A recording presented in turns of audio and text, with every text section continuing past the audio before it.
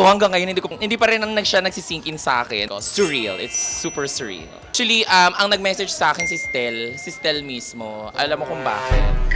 Kasi close kami. Oh my God, si Stel nag-message sa akin. Actually, nakakakaba.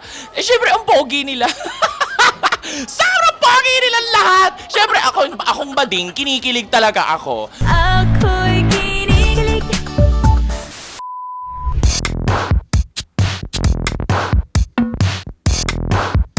Diyos ko, hanggang ngayon hindi pa rin siya nagsisink in sa akin. Sobrang biro mo naman, SB19, King of P-Pops here in the Philippines. So ano pa bang i-arte ko? Surreal. It's super surreal. Actually, ang nag-message sa akin si Stel mismo. Alam mo kung bakit? Kasi close kami. Hindi, sobrang OA. Noong una nag-message siya sa akin sa TikTok. Kaso naka-off yung notification ko sa TikTok. So, nag-message siya sa akin through IG. Doon ko siya nakita na, Poca, are you gonna be available on this date? Tapos sabi ko, yeah, I'm gonna be available. Hindi pa nga niya sinasabi sa akin kung anong gagawin. Sabi ko, yes, agad! Sobrang yes, agad! Actually, naglalakad ako sa mall noon. Nung chinek ko yung phone ko, nagtitili ako sa mall. Nasa Green Hills ako na mall. Tapos nagtitili ako na, oh my God, si Stel nag-message sa akin. So ayun, hanggang sa nagka-message na kami, hanggang sa binigay niya yung number ko sa team niya to provide further information. Actually, nakakakaba. Syempre, ang pogi nila.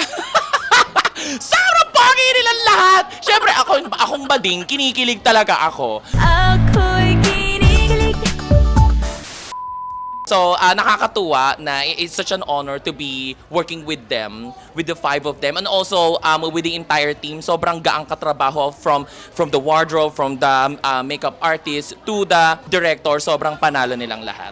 Ang call time was 7 a.m. So, syempre, hindi naman pwedeng babangon ka ng 7 a.m. So, at least a couple of hours prior to that. Girl, nakatulog ako 3:30 a.m. Kaya may isang part doon, yung mata ko talagang parang puyat na puyat, hindi ako makatulog, sobrang excited. Pero kapag nandun ka na, yung adrenaline mo, sobrang rushing na. So ayun, talagang sobrang happy ako. Music video, yes. Yes. So iba yung atake niya. A little similar to acting, syempre with all the cameras, blah blah blah.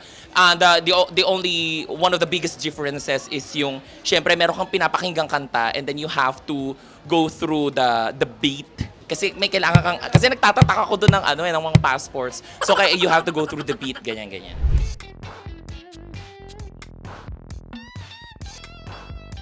Siyempre si Stel! Oh my God! Diyos ko! Si Stel, ever since, si Stel talaga nakikita ko because of his humor.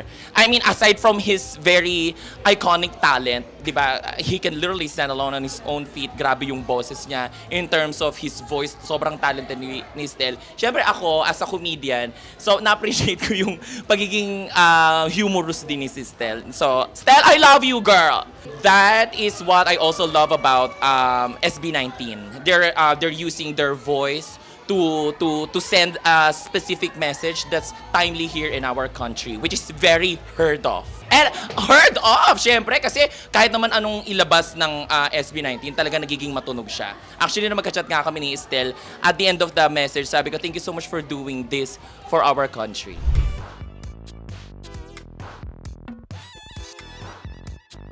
I would say na oo naman. Lalo na ngayon na everyone is being given the chance to be heard.